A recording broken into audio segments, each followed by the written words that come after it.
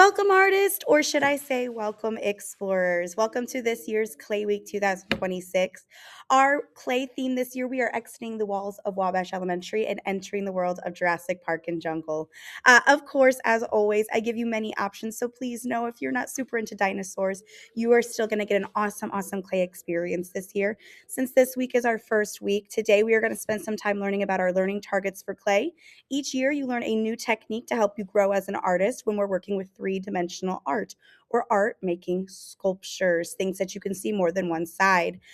As always, the first week of Clay Week, we're going to learn these techniques, spend some time practicing them. Some of you may be starting a project that will kind of wrap up to keep. Some of you may just be getting lots of practice in. So then that way, next week when we come in, you'll have the full class time to build and construct your clay sculpture. As always, I'll give you some options, teach you what you need to know, and then the creativity is up to you. So sit back, hold on tight, and let's have an awesome wild ride. Here we go.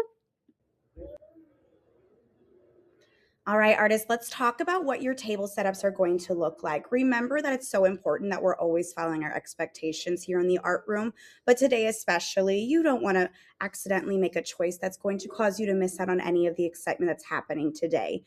So just a friendly reminder that if you're not using our tools the way that is appropriate, if you're being unsafe or even making jokes about being unsafe, unfortunately, this is your one reminder that if we see it, we have to ask you to sit out and watch others, and you'll unfortunately miss out on our clay experience today. So the best thing to do today, guys, make sure your body's in control, make sure your actions are in control, and make sure you're making yourself and your classmates proud of how hard you're working.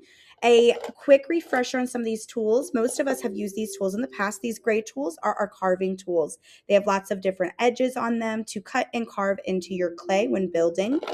A loop tool looks just like this. It has two loops on each end made out of wire or a little bit of metal. These are really good for carving into clay, digging out big pieces if you're hollowing something out.